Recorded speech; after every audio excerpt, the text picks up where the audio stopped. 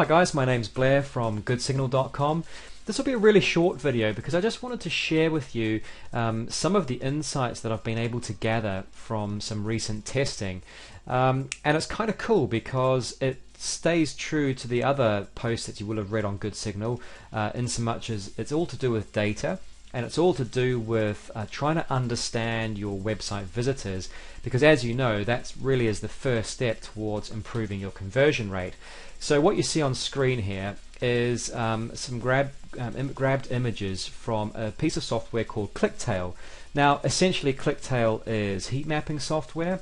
It gets loaded onto your website, just a little piece of JavaScript that says whenever a visitor comes to your website, when you're running a Clicktale experiment, that visit will be recorded. Where that person moves their mouse will be recorded, what they click on will be recorded, and using that sort of information, Clicktale is able to tell you what content is interesting to people, what are they paying attention to, where are they clicking, and what do those sorts of navigation summaries look like. For example, what are the pages that that particular visitor would go through on that particular journey.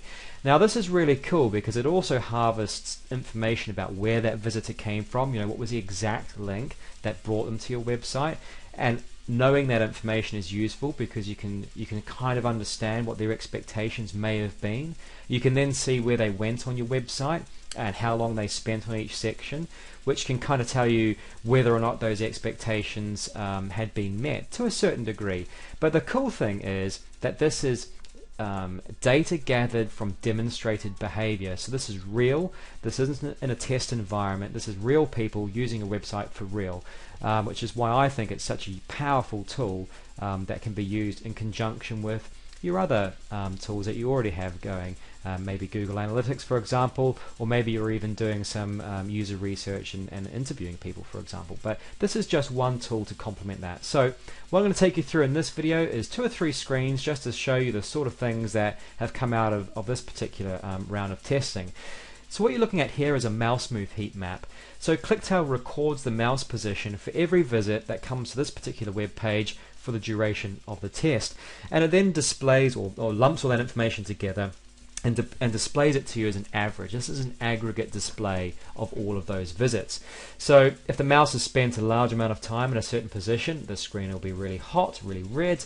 If the mouse hasn't been to that particular position, like over here, then there'll be no overlay of heat at all. And as you can see, your instantaneous field of view there on screen right now is kind of above the fold for the average screen resolution. If I scroll down to the bottom of the page, you can see that very little attention in terms of mouse position was paid at all. But the 2 bits of insight that I think are quite interesting on this particular display is firstly a lot of attention over this video control here. So this is a YouTube video, and this particular control is a sound control. Now this video, when it starts, it plays, and it plays quite loud right from the beginning. Now I wonder whether people are trying to adjust that control right from the start. So that's something that we can look at. The next thing which I think is interesting in terms of insight from demonstrated behavior is there's a lot of attention paid to about 1/3 of the way into the video. Now part of the reason could be is that this particular video starts quite slowly, so there's quite a bit of preamble with the aircraft on the ground before the flying starts, and I wonder whether people are actually clicking in to the meat of the video to try and get to the flying action a little bit quicker. So that's something that I can now take back to the team and say, hey, maybe we should look at this video, edit it down a little bit to see whether we can get into the flying a bit sooner, and maybe we could start with either no music or make that initial screen where the music's really loud, a little bit quieter. So those are 2 bits of insight that we can take away and play around with. The next thing that I want to show you within Clicktale is something called the click map. Now the reason why this is really interesting is it shows us where people are clicking and not just links. So with other analytics products, they only track the links that people click on. With this particular software, you can see everywhere that people are clicking, even if that thing isn't a link. So for example, somebody clicked there on the title of About Wildcat. That's interesting because this particular title isn't a link, so that doesn't take them anywhere. Similarly, there's quite a few clicks over here on this particular image, and if I put my mouse over it, you can see that there's a bit of information that Clicktale can show me. So 4 hovers and 3 people try to click on that particular image. Now that makes sense actually, because that's a reasonably small image, and it would be reasonable to expect people to be able to enlarge it, but it just hasn't been built into this particular site. So that's something that I can take back to the guys as well and say maybe we could either include that as a lightbox image, or maybe we could even link it through to the page that it actually goes or should go to, which is this one down here. So less people have clicked on the button than have actually clicked on the image, and that's interesting. So the final heat map that I want to share with you is the one called scrolling heat map, or some people call this scroll reach. So when a website loads, that page loads to the top of your visitors' screens. But everyone has a different type of screen. They might be using a desktop at home or a laptop or whatever it might be. So the amount of web page that they can see instantaneously will differ from visitor to visitor. So at some point everyone has to scroll down the page to see more content. Now that sort of point on the screen below which people can't see anything without scrolling, we call that the fold.